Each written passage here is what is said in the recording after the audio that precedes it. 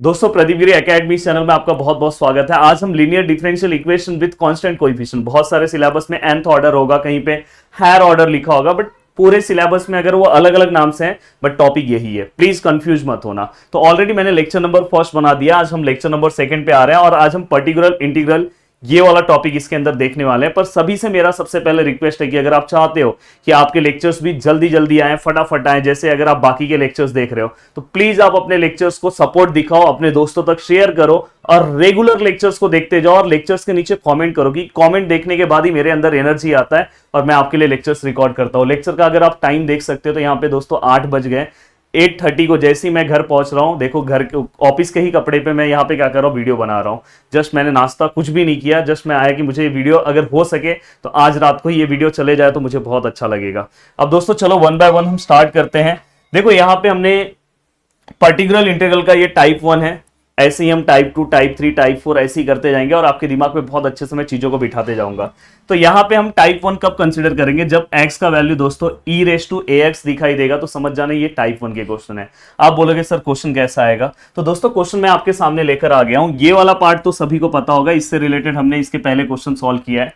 अगर यहाँ equal to 0 है तो आपको पता है कि बस इस क्वेश्चन में हमें क्या करना है, जब हम इसका सॉल्यूशन निकालेंगे तो सॉल्यूशन निकालते टाइम दोस्तों अगर यहाँ पे बस हमें CF लेना है, बट दोस्तों अगर इक्वल टू 0 नहीं है तो हमें CF प्लस दोस्तों यहाँ पे PI मतलब पर्टिकुलर इंटीग्रल भी निकालना होगा। तो यहाँ पे अगर आप देखोगे तो इक्वल टू 0 नहीं है, यहाँ पे x की जगह पे दोस्तों e⁴x है, e⁴ax है, a की जगह पे 3 आया तो उसका आप टेंशन मत लेना। तो हम इस तरह से क्वेश्चन सॉल्व करेंगे दोस्तों। इस टाइप के क्वेश्चन में आप हमेशा याद रखना d की जगह पे आपको क्या पुट करना है, a। आप हमेशा दिमाग में रखना कि डी की जगह पे आपको क्या पुट करना है, ए। बाकी कैसे पुट करना है मैं क्वेश्चन सॉल्व करा रहा हूं, आपको बता रहा हूं। अब देखो यहाँ पे हम क्वेश्चन सॉल्व करते हैं। सबसे पहले दोस्तों हम यहाँ पे क्या करेंगे, इस क्वेश्चन को थोड़ा सा हम कन्वर्ट करते हैं डी के फॉर्म में, ऑपरेटर के फॉर्म में। तो मैंने इसके पहले वाले लेक्चर्स में बताया था, इसको हम d³ बोलेंगे। ये क्या हो जाएगा दोस्तों d² और ये क्या हो जाएगा दोस्तों 4। और फाइनली हम यहाँ पे सॉरी यहाँ पे y होगा, यहाँ पे भी y होगा और यहाँ पे भी y और यहाँ पे e⁴3x। फाइनली मैं इसे कैसे लिखूंगा दोस्तों, d³ माइनस 3d² प्लस 4 और यहां से y बाहर रहेगा और यहाँ पे e⁴3x। अगर मैं ऑक्सिलरी इक्वेशन की बात करूं तो देखो यहाँ पे मैं ऑक्सिलरी अगर इक्वेशन लूं, ऑक्सिलरी इक्वेशन इज, तो यहाँ पे जो भी ये वाला पार्ट है दोस्तों इक्वल टू 0 होता है ऑक्सिलरी इक्वेशन में। तो d³ minus 3d² plus 4 which is equal to 0। अब मुझे क्या करना है, कैल्सी लेना है। मैं आपके सामने, मैंने उस दिन भी बताया था कि कैल्सी में किस तरह से आपको लेना है, तो देखो मैं आपके लिए स्पेशल उस दिन नया कैल्सी खरीदा हूं। तो चलो फटाफट हम कैल्सी से इसे सॉल्व करते हैं। देखो मैंने ऑन कर दिया, प्लीज आप भी ऑन कर देना। मॉड में जाओ, 5th नंबर का ऑप्शन लो और 5th नंबर के ऑप्शन के बाद ये देखो आपको क्यूब d⁴ दिखाई दे रहा है, मतलब ऑप्शन नंबर 4 सिलेक्ट करना है। और सिलेक्ट करने का d³ के आगे कौन सा वैल्यू है दोस्तों, 1 है। उसके बाद d² के आगे कौन सा वैल्यू है दोस्तों, -3। बाद में d वाला टर्म इसके अंदर है ही नहीं दोस्तों, तो वहां पे आप 0 ले लो। एंड देन लास्ट वाला टर्म दोस्तों 4 है। तो फाइनली अगर मैं सॉल्व करूं तो मुझे एक यहाँ पे d के वैल्यूज मिल गए दोस्तों। तो यहाँ पे पहला वैल्यू मिला है -1, देन दूसरा वैल्यू मिला है दोस्तों 2 और तीसरा वैल्यू भी दोस्तों हमें क्या मिला, 2। आपके कैल्सी में तीसरा वैल्यू दिखाई नहीं देगा, तो यहाँ पे d³ है तो समझ जाना जो लास्ट वाला वैल्यू है वो रिपीट होगा, मतलब ये वाला वैल्यू जो है दोस्तों वो 2 टाइम क्या हो रहा है, रिपीट हो रहा है। तो यहाँ पे हमने ये तो सॉल्व कर लिया। अब दोस्तों मुझे क्या करना है, सॉल्व करना है। तो मतलब यहाँ पे मुझे CF भी निकालना होगा और PI भी। CF ऑलरेडी मैंने इसके पहले वाले लेक्चर्स में आपको पढ़ा दिया था कि CF कैसे निकालते हैं। तो दोस्तों CF यहाँ पे मैं निकालने की कोशिश कर रहा हूं। देखोगे तो दोस्तों ये कौन सा टाइप है, यहाँ पे रिपीटेड हो रहा है, रियल एंड रिपीटेड। पहला वाला तो रिपीट नहीं हो रहा है, तो वहां पे हम डायरेक्ट लिखेंगे दोस्तों C1 e⁻⁻1 है तो दोस्तों e⁻⁻x हो जाएगा, क्योंकि C1 e⁻m1x लिखते हैं। तो m1 को मैंने क्या लिया, -1 लिया और -1 इंटू x क्या होता है दोस्तों, -x। तो ये तो आपको समझ में आया। बट दोस्तों अब देखो यहाँ पे रिपीट हो रहा है 2 तो यहाँ पे हम इसके बाद क्या लेंगे दोस्तों, C2 और यहाँ पे क्या आएगा दोस्तों C3 और C2 को हम क्या लेंगे दोस्तों x और इसका e⁻, यहाँ पे भी mx आएगा दोस्तों। m का वैल्यू क्या है 2 और यहाँ पे x। तो इस तरह से हमने यहाँ पे CF का आंसर दोस्तों क्या कर दिया, निकाल लिया है। अब CF का आंसर निकालने के बाद आपको किसका आंसर निकालना है दोस्तों, PI, और फिर दोनों को प्लस कर दो, आपका सॉल्यूशन आपको मिल गया। अब देखो मैं यहाँ पे PI ले रहा हूं, अब PI निकाल रहा हूं दोस्तों। PI निकालते टाइम आपको कैसे लेना है दोस्तों, देखो f(d) इंटू e⁻ax, ये वाला टाइप है दोस्तों।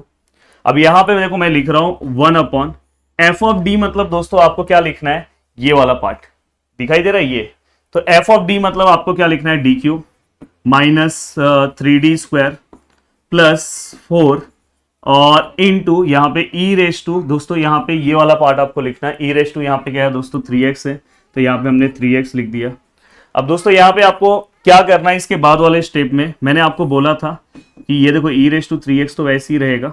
अब अगर आप देखोगे तो यहाँ पे दोस्तों कौन सा वैल्यू आया, यहाँ पे मतलब a का जो वैल्यू है दोस्तों वो हमारा क्या है 3। तो जहां पे भी मैंने ये देखो आपको टाइप के स्टार्टिंग में ही बता दिया कि d की जगह पे आपको a पुट करना है, मतलब आपको जहां जहां पे d है वहां पे a पुट करो। अगर समझो देखो यहाँ पे मैंने a का वैल्यू मतलब यहाँ पे मैंने क्या किया 3 का क्यूब, यहाँ पे भी दोस्तों मैंने 3 का स्क्वायर और यहाँ पे भी मैंने 4 और ऊपर कुछ नहीं तो 1। अब मैं मेरे कैलसी का हेल्प लूंगा और कैलसी से मैं तुरंत वैल्यू निकालने की कोशिश करूंगा। अब दोस्तों देखो मैं कैलसी से फास्ट वैल्यू निकालने की कोशिश कर रहा हूँ। 3 का मुझे क्या करना है दोस्तों, 3 का क्यूब लेना है, तो 3⁻³ लिख रहा हूँ माइनस 3 और ब्रैकेट में 3 का स्क्वायर और plus 4।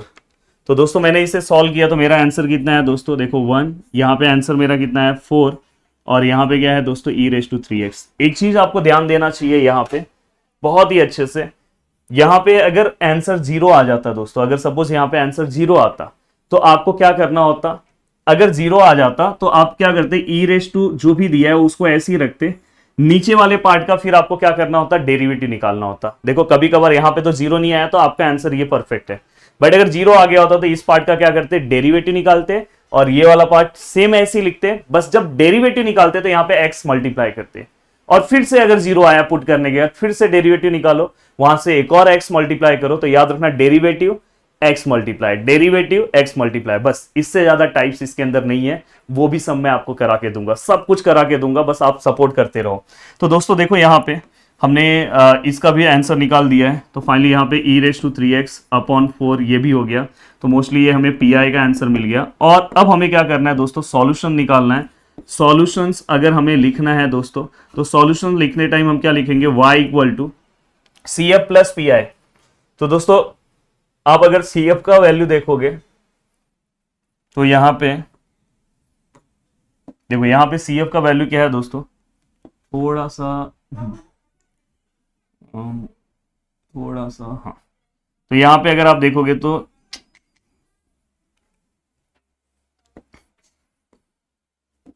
C1 e⁻⁻x plus C2x plus C3 e⁻2x, ये हमने CF का पूरा वैल्यू लिखा। अब PI का वैल्यू क्या है दोस्तों, e⁻3x/4 हो गया अपना सॉल्व। तो ये बहुत ही सिंपल सा टाइप था और मैं हमेशा अपने वीडियोस में सभी चीजें कवर करता हूँ, ये मेरा स्टार्टिंग से ही मैं हमेशा समझ के चलता हूँ। देखो ये क्वेश्चन में भी आपको बहुत कुछ सीखने मिलेगा। अब दोस्तों देखो यहाँ पे, और सबसे पहले आप क्या करोगे, देखो मैं ऑक्सिलरी इक्वेशन को ही डायरेक्ट यहाँ पे लिख दे रहा हूँ, d³ 2d² कैसे लिखना है वो तो आपको समझ में आ गया, 5d + 6 which is equal to 0। एक बार मुझे मेरे कैलसी का हेल्प लेना होगा, कैलसी का मैं हेल्प ले रहा हूँ फिर से। देखो मैं मॉड में गया, मॉड में 5 पे क्लिक किया और 4 पे क्लिक किया क्योंकि क्यूब वाला इक्वेशन है, तो 1 -2 -5 और दोस्तों 6। अब यहाँ पे अगर आप बात करोगे तो मुझे d का जो वैल्यू मिला है दोस्तों -2 मिला है, एक 3 मिला और 1 मिला, तो मतलब 1 -2 3, इस तरह से मुझे 3 वैल्यूज मिल गए दोस्तों। अब आपको पता है कि अगर तीनों वैल्यूज अलग अलग है, मतलब आप समझ गए रियल एंड डिफरेंट वाला टाइप है, तो इसका CF निकालना बहुत ईजी है दोस्तों। देखो कैसे निकालते, C1 e⁻2x, C2 e⁻3x और C3 e⁻x, क्योंकि 1 मल्टीप्लाई करेंगे सेम होगा। अब बहुत सारे लोग बोलेंगे सर पहले मैं अगर 1 लिखूं तो यहाँ पे ये वाला C1 इसके साथ आ जाए तो चलता है, कोई दिक्कत नहीं है। अब दोस्तों ये आपका CF हो गया। अब ये CF होने के बाद आपको अब किसके ऊपर जाना है दोस्तों, PI के ऊपर। मेन हमारे इस लेक्चर का मकसद है PI। तो दोस्तों यहाँ पे देखो मैं PI फाइंड आउट कर रहा हूँ, PI which is equal to 1/, अब आपको पता है FD का मतलब यहाँ पे ये वाला वैल्यू आएगा, d³ -2d² -5d plus 6 into जो भी यहाँ पे है दोस्तों e⁻, जो भी दिया है, ये इस साइड ये वाले पार्ट पे जो भी वैल्यू होगा वो आपको लिखना है, e⁻x + 8। अब दोस्तों ये देखने के बाद मुझे लगा कि ये भाई e⁻x वाला टाइप है, पर यहाँ पे एक टर्म आया है, तो देखो मैं इसे कैसे कन्वर्ट कर रहा हूँ, ध्यान से देखना। देखो 1 upon D cube minus 2d square minus 5d plus 6, ये पूरा का पूरा टर्म इससे मल्टीप्लाई होगा यहाँ पे e⁻³ से, प्लस फिर से ये पूरा का पूरा टर्म दोस्तों 8 से मल्टीप्लाई होगा। तो देखो ये ऐसा हो जाएगा D cube minus 2d square minus 5d plus 6, ये किससे मल्टीप्लाई हो गया दोस्तों 8 से। अब दोस्तों ऐसा तो हमने कोई टाइप अभी तक पढ़ा नहीं है। हाँ, ये वाला टाइप हमने इसका पीआई निकालना सीखा है, बट ऐसे वाले टाइप का हमने पीआई निकालना नहीं सीखा है। पर कोई टेंशन मतलब यहाँ पे कुछ नहीं है, तो दोस्तों e⁻x के साथ आप 0 लिख सकते हो। e⁻0x मतलब e⁻0 होता है और e⁻0 मतलब 1 होता है, तो इससे कुछ फर्क नहीं पड़ता है, 1 × 8 8 ही होता है। तो यहाँ पे हमने बस इस टाइप से मैच कराने के लिए हमने लिख दिया, तो उसका कुछ मतलब नहीं होता है, वहां पे उसका मतलब 1 ही है, और 1 से अगर 8 को मल्टीप्लाई करेंगे तो सेम टर्म होगा। अब देखो यहाँ पे असली खेल चालू होता है। अब आपको पता है कि नेक्स्ट स्टेप में हमें क्या करना है। नेक्स्ट स्टेप में अगर आप देखोगे, देखो e⁻3x है, अगर आप ये वैल्यूज नीचे पुट करो, देखो मैं मेरा कैल्सी ले रहा हूं, आप भी अपना कैल्सी उठा लो। देखो मैं ये वैल्यूज नीचे पुट कर रहा हूं दोस्तों, देखो यहां पे क्या आ रहा है, 3 का क्यूब, 3 का क्यूब माइनस 2 3 का स्क्वायर माइनस 5 × 3 प्लस 6। तो फाइनली दोस्तों इस पूरे जगह पे अगर मैंने 3 पुट किया तो मेरा आंसर आ रहा है दोस्तों 0 आ रहा है। आंसर कितना आ रहा है 0। और मैंने बोला कि जब भी अगर आपका आंसर 0 आएगा, देखो मेरा वीडियो थोड़ा सा बड़ा होता है, पर मेरे वीडियोस को देखने के बाद यूनिवर्सिटी, कोई भी आप कौन से भी यूनिवर्सिटी से हो, अगर आपके सिलेबस में ये टॉपिक है तो आप अपनी यूनिवर्सिटी में बहुत अच्छा मार्क्स स्कोर करोगे। आप प्लीज चैनल पे थोड़ा सा अच्छे से देख लो बाकी के वीडियोस, तो आपको पता चल जाएगा, खुद उसके नीचे के कमेंट देखोगे तो पता चल जाएगा। तो इसलिए बस आप बहुत अच्छे से देखते जाओ, रेगुलर का काम रेगुलर करते जाओ, और मुझे भी मोटिवेट करो, और ये आपके अंदर भी यूनिटी होना चाहिए। प्लीज नीचे कॉमेंट होना चाहिए, वीडियो को शेयर करो, क्योंकि ये कंटेंट मैं आपको फ्री ऑफ कॉस्ट प्रोवाइड कर रहा हूँ दोस्तों। तो थोड़ा सा इस चीज की आप वैल्यू करोगे तो मुझे बहुत अच्छा लगेगा। अब दोस्तों देखो नीचे 0 आया, तो आपको तुरंत मैंने बोला है कि अगर 0 आया तो नहीं चलेगा। हाँ, अगर कोई और वैल्यू आया होता तो पिछले वाले सम की तरह हो जाता। तो ऐसे कंडीशन में हम क्या करेंगे दोस्तों, नीचे वाले ऐसे कंडीशन में हम क्या करेंगे, डेरिवेटिव लेंगे। अब देखो मैं डेरिवेटिव ले रहा हूं, डी क्यूब का डेरिवेटिव क्या होगा दोस्तों 3d स्क्वायर।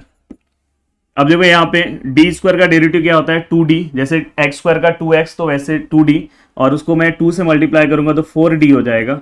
और 5d का डेरिवेटिव क्या आएगा 5, क्योंकि x का डेरिवेटिव 1 तो ऐसे d का डेरिवेटिव 1 और कांस्टेंट का डेरिवेटिव 0, तो मैंने ला दिया। और मैंने क्या बोला कि ऊपर आपको x से मल्टीप्लाई करना है, जितने बार आप डेरिवेटिव लोगे उतने बार x से मल्टीप्लाई करना है। अब दोस्तों यहाँ पे भी आप चेक करो, ये जो यहाँ पे 0 है, अगर आप यहाँ पे 0 पुट करो, यहाँ पे 0 पुट करो, यहाँ पे 0 पुट करो d की जगह पे, तो फाइनली ये पूरा टर्म 0 हो जाएगा, पर ये लास्ट में 6 बचेगा। मतलब यहाँ पे जब भी मैं 0 पुट कर रहा हूँ तो दोस्तों यहाँ पे आंसर नीचे 0 नहीं आ रहा है, मतलब ये वाला साइड वाला पार्ट दोस्तों पिछले बार की तरह मैच हो जा रहा है। तो इसमें कोई डेरिवेटिव लेने की जरूरत नहीं है। ऊपर 1 है, यहाँ पे 8 है, और यहाँ पे e⁻0 मतलब 1 होगा। अब आप 1 लिख सकते हो। अब दोस्तों यहाँ पे अगर आप ध्यान से देखोगे तो देखो ये x है। अब आप वैल्यू फिर से पुटअप करो। अब देखो यहाँ पे मैं पुटअप कर रहा हूँ, फिर से मैं मेरे कैल्सी को ले लेता हूँ। अब दोस्तों मैं यहाँ पे वैल्यू पुटअप कर रहा हूँ, तो 3 ब्रैकेट में यहाँ पे दोस्तों 3 का स्क्वायर माइनस 4 ब्रैकेट में यहाँ पे दोस्तों 3 और -5, तो आंसर यहाँ पे कितना आएगा दोस्तों 10। और यहाँ पे e⁻3x ऐसे ही है, प्लस यहाँ पे दोस्तों ये देखो दोनों डिवाइड होंगे, ये 4 होगा, इसका हाफ 3, तो 4/3। तो यहाँ पे हमें आंसर मिल गया दोस्तों x e⁻3x अपॉन 10 प्लस 4/3। तो दोस्तों ये पीआई का आंसर मिला। और लास्ट में आप सॉल्यूशन लिखते टाइम क्या लिखोगे दोस्तों, y = CF प्लस PI। तो आप जस्ट दोनों वैल्यूज को यहाँ पे पुट करो और आपका आंसर आ जाएगा। बस यहाँ पे CF वाला वैल्यू रख दो, PI रख दो। बहुत ही सिंपल है, इससे ज्यादा डिफिकल्ट कुछ नहीं है। बस इतना आप याद कर लो, ये वाला टाइप कंप्लीट हो गया। फिर भी मैं इस टाइप से रिलेटेड एक क्वेश्चन और सॉल्व कराऊंगा। मैंने हमेशा से बोला कि मेरा काम बस आपको बता देना नहीं है कि मैंने हाँ ये करवाया था। मेरा काम ऐसा है कि अगर आप मेरे लेक्चर्स देखो तो इसके बाद आपको सच में आपके यूनिवर्सिटी के क्वेश्चन सॉल्व करने आने चाहिए। तो चलो एक क्वेश्चन और सॉल्व कर लेते हैं, कोई दिक्कत नहीं है, फिर हम सेकंड टाइप पे जाएंगे। चलते हैं दोस्तों नेक्स्ट क्वेश्चन की ओर, और नेक्स्ट क्वेश्चन भी सॉल्व करने की कोशिश करते हैं। अब देखो यहाँ पे सबसे पहले ये क्या हो गया दोस्तों, d³ y - 4d y = 2, हाँ देखो इसका ये भी आप लिख सकते हो। फाइनली हमें कॉस, देखो आपको ये फॉर्मूला पता है, मैंने दिया है इसके पहले वाले लेक्चर्स में भी दिया है और लैपलास में भी मैंने आपको पढ़ाया था कॉस एक्स। और यहाँ पे हाँ बहुत सारी यूनिवर्सिटी को लैपलास नहीं है, जैसे पुणे यूनिवर्सिटी को लैपलास नहीं है, अभी तक तो उन्होंने नहीं पढ़ा, आगे पढ़ने वाले हैं तो आपको नहीं पता होगा, पर अभी देखो आपने पढ़ा होगा, फर्स्ट टाइम में आपने पढ़ा होगा कॉम्प्लेक्स नंबर ये सब में, तो यहाँ पे पढ़ ले, यहाँ पे बता दे रहा हूँ। तो यहाँ पे क्या आएगा 2x और यहाँ पे क्या आएगा दोस्तों 2x, यहाँ पे क्या होगा माइनस, और दोस्तों यहाँ पे बीच में कॉस है तो क्या आएगा प्लस, और यहाँ पे क्या होगा 2। तो इस तरह से यह इसका फॉर्मूला है। तो देखो दोस्तों मैं लिख रहा हूँ e⁻² प्लस e⁻² अपॉन 2, और दोस्तों इसका होल स्क्वायर है, होल स्क्वायर मैंने यहाँ पे दे दिया। तो फाइनली अगर मैं इससे लिखूं तो ये क्या हो जाएगा दोस्तों d3, यहाँ पे क्या हो जाएगा 4d, और यहाँ पे क्या हो जाएगा दोस्तों y, और यहाँ पे दोस्तों ये 2, और दोस्तों देखो e⁻² प्लस e⁻² का होल स्क्वायर, और नीचे क्या हो जाएगा दोस्तों 2 का स्क्वायर 4, तो यहाँ पे क्या हो जाएगा दोस्तों 4d, और यहाँ पे क्या दोस्तों y, और यहाँ पे दोस्तों 2 इंटू 4 अगर मैं करता हूँ तो यहाँ पे फाइनली कितना आएगा 1/2। और अगर मैं इसे सॉल्व करने की कोशिश करता हूँ तो दोस्तों ये क्या हो जाएगा देखो यहाँ पे a plus B whole square का फॉर्मूला लगेगा, ये भी मैं आपको लिख के दे दे रहा हूँ, a plus B whole square, तो a² plus 2ab plus b²। तो फाइनली अगर इस फॉर्मूले को अगर मैं लिखूं तो क्या आएगा दोस्तों a², मतलब ये a² प्लस 2ab 2a, और यहाँ पे क्या है दोस्तों b, और प्लस यहाँ पे क्या आएगा दोस्तों b का स्क्वायर, और फाइनली ये पूरा का पूरा ब्रैकेट क्लोज हुआ। तो यहाँ पे दोस्तों देखो ये d³ माइनस 4d, और साथ में क्या है दोस्तों y, यहाँ पे 1/2, और फाइनली अगर मैं इसे सॉल्व करूँ तो e⁻4x होगा, ये दोस्तों प्लस 2 होगा, और ये वाला पार्ट दोनों कैंसिल हो जाएंगे। देखो e⁻2 और e⁻²x अगर आप देखोगे तो कैंसिल होके वहाँ पे e⁻0 हो जाएगा, और e⁻0 देखो ये देखो e⁻2x माइनस e⁻2x, ऊपर वाला पार्ट दोस्तों प्लस हो जाता है, e1 लिखूंगा और फाइनली वो 0 हो जाएगा, तो e⁻0 1 होता है, तो उसका कोई दिक्कत नहीं है। और दोस्तों यहाँ पे यहाँ पे क्या हो गया -4x। फाइनली यहाँ तक हम पहुंचे। अब यहाँ तक पहुंचने के बाद और भी हम यहाँ पे चेंजेस ला सकते हैं दोस्तों, आप चाहोगे तो यहाँ पे देखो d³ माइनस 4d, और यहाँ पे दोस्तों y, और यहाँ पे देखो e⁻4x अपॉन 2, यहाँ पे देखो 2/2 क्या आ जाएगा 1, और यहाँ पे e⁻4x अपॉन 2। अब दोस्तों यहाँ पे देखो आप सबसे पहले CF निकालोगे, CF निकालने सभी को आता है। CF हम कैसे निकालते हैं दोस्तों, जो हमारा d³ माइनस 4d है हम इक्वल टू 0 पुट करेंगे, यहाँ से आपको d का वैल्यू मिल रहा होगा, तो प्लीज ये वाला पार्ट आपको करना है, यहाँ से CF वाला पार्ट आपको करना है। तो ये आप कैलसी में डालो, आपका टाइम ना जाए, वीडियो जल्दी एंड हो जाए। तो मैं हमेशा से मेरा मकसद ये रहता है कि आपको बहुत ज़्यादा मैं जो चीज़ें जो आपको पता चल गया तो उस पर बार बार मैं टाइम पास ना करूँ। तो ये आपको CF निकालना अब आपकी रिस्पॉन्सिबिलिटी है, आप इसका CF निकाल लेना। CF निकालने के बाद दोस्तों अब आगे का PI का, क्योंकि ये पूरा का पूरा लेक्चर दोस्तों PI पे है, तो मैं PI का पार्ट मैं सॉल्व करा रहा हूँ। अब देखो जैसे ही आपका CF निकलेगा तो PI निकालोगे, PI क्या आएगा 1/FD, FD मतलब दोस्तों ये वाला पार्ट, तो यहाँ पे क्या आएगा d³ माइनस 4d, और इनटू दोस्तों यहाँ पे जो भी e⁻x का जो भी पार्ट होगा, देखो यहाँ पे ये वाले पार्ट के बाद इक्वल टू के पार्ट, यहाँ पे जो भी पार्ट आएगा वो वहां हम लिखेंगे। तो वहां पे दोस्तों क्या आएगा e⁻4x अपॉन 2 प्लस 1 और e⁻4x अपॉन 2। तो फाइनली अगर हम सॉल्व करेंगे तो 1/d³ माइनस 4d। अब दोस्तों इसे अगर आप सॉल्व करने जाओगे तो आप सॉल्व बहुत आसानी से कर सकते हो, कोई बहुत बड़ा टास्क नहीं है। अब यहाँ पे क्या होगा, बस याद रखना कि ये जो टर्म है सभी को मल्टीप्लाई होगा, तो यहाँ पे क्या होगा e⁻4x अपॉन 2, ये हो गया एक। देन दूसरा पार्ट अगर आप लिखोगे तो यहाँ पे क्या आएगा दोस्तों 1/, यहाँ पे d³ माइनस 4d, और यहाँ पे दोस्तों इंटू 1, और यहाँ पे क्या आएगा दोस्तों 1/d³ minus 4d into e⁻4x upon 2। तो यहाँ पे हमने सभी जगह पे लिख दिया, और आपको पता है कि जहां पे 1 है तो यहाँ पे आप लिख सकते हैं e⁻0x, हमने जैसे 8 वाले सम में लिखा था। अब दोस्तों अगर आप यहाँ पे वैल्यू पुटअप करो, अगर देखो यहाँ पे 4 है तो यहाँ पे आप 4 का वैल्यू पुटअप करो, तो फिर से मुझे कैलसी का यूज करना होगा। अब देखो मैं यहाँ पे अगर 4 के वैल्यूज को अगर मैं पुटअप करूँ तो फाइनली दोस्तों यहाँ पे 4 का क्यूब माइनस 4 इंटू यहाँ पे भी क्या आएगा 4, तो फाइनली यहाँ पे 48 आंसर आ रहा है। और यहाँ पे क्या है दोस्तों e⁻4x, और यहाँ पे क्या है दोस्तों 2। यहाँ पे अगर मैं रखूँ 0, अगर मैं रखूँ तो ये पूरा का पूरा टर्म देखो, अगर मैं यहाँ पे 0 रखने जाऊँ तो ये 0 और ये पूरा का पूरा टर्म दोस्तों 0 हो जाएगा। तो इसलिए क्या हो जाएगा e⁻0x ऐसे ही रहेगा। आपको याद है जब नीचे 0 आता है तो हम डेरिवेटिव लेते हैं, तो इस पार्ट का हम डेरिवेटिव लेंगे तो ये क्या हो जाएगा 2d² और यहाँ पे क्या हो जाएगा दोस्तों 4 और ऊपर आपको पता है कि x मल्टीप्लाई हो जाएगा जब भी हम डेरिवेटिव लेंगे। अब ये वाला टर्म अगर हम चेक करें तो दोस्तों ये वाले टर्म में -4 का क्यूब, यस इसको ब्रैकेट में लेके करना का मैं क्यूब ले रहा हूँ, क्यूब -4 इंटू यहाँ पे d का वैल्यू कितना है दोस्तों -4 और फाइनली यहाँ पे आंसर आ रहा है -48। तो प्लीज़ अगर जिन्होंने अच्छे से ब्रैकेट नहीं लिया है उनका रॉन्ग होने के चांसेस रहेंगे। अब मैं यहाँ पे अगर मैं देखूँ तो दोस्तों फाइनली 1/48 e⁻4x/2 प्लस हाँ ये वाला देखो x इंटू e⁻0x है।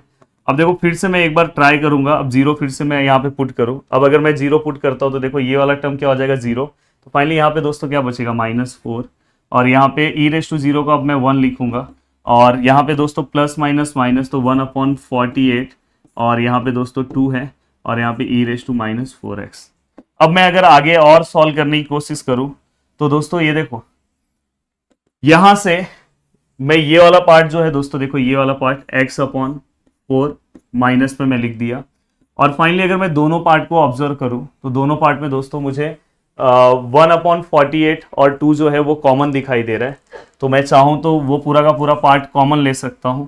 तो मैं देखो यहाँ पे 1/48 मल्टीप्लाई बाय 2 कितना होगा दोस्तों 96। तो मैंने यहाँ पे 96 बाहर लिया तो यहाँ पे दोस्तों क्या बचा e⁻4x। हाँ आप क्या करो पता है 2 बाहर मत लो, उसका भी कुछ चेंजेस होगा। तो देखो 1/48 में बाहर ले रहा हूँ तो यहाँ पे क्या बचा e⁻4x/2 और यहाँ पे दोस्तों देखो माइनस e⁻4x/2। ये जानबूझ के 2 मैं अंदर रख रहा हूँ।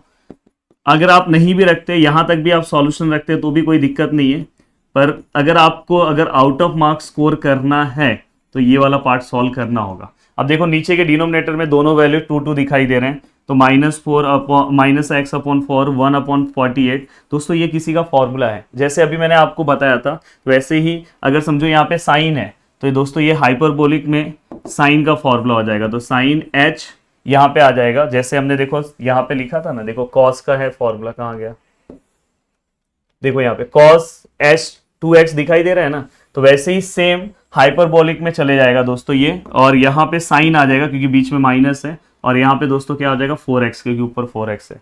तो दोस्तों ये अपना क्या हो गया PI। अब आपको सॉल्यूशन निकालना है तो आप CF आपने निकाला ही है, PI दोनों को आप प्लस कर दो, आपका आंसर मिल गया। तो ये पार्ट मुझे ऐसा लग रहा है कि आपको बहुत अच्छे से समझ में आया। अब नेक्स्ट पार्ट दोस्तों हम ट्रिग्नोमेट्री के ऊपर आते हैं और ट्रिग्नोमेट्री वाला ही पार्ट हम फटाफट कवर करते हैं कि ट्रिग्नोमेट्री वाला पार्ट भी आपको समझ में आ जाए इसी वीडियो के अंदर। या तो मैं चाह रहा हूँ कि चलो ये वीडियो मैं यहाँ पे रोक दे रहा हूँ कि ये वाला पार्ट आपको अच्छे से समझ में आ जाए और इसके बाद मैं ट्रिग्नोमेट्री पे एक अलग सा वीडियो बना दूंगा, फिर ट्रिगो का और 1-2 पार्ट मैं साथ में ले रहा हूँ। तो मैं कोशिश कर रहा हूँ कि ये वाला पार्ट मैं चाहता था कि ये वाला ही पार्ट साथ में ले लूँ, पर चलो ट्रिगो के ऊपर मैं एक नया वीडियो बना दूंगा। यहाँ तक का पार्ट आपको समझ में आया, उम्मीद कर रहा हूँ कि बहुत अच्छे से आप पढ़ रहे होंगे। जल्दी मैं आपसे रिलेटेड आगे के वीडियोस भी लेकर आऊँगा। वीडियो को देखने के लिए दिल से थैंक यू सो मच दोस्तों। मिलते हैं नेक्स्ट लेक्चर में। बाय बाय, टेक केयर, जय हिंद दोस्तों।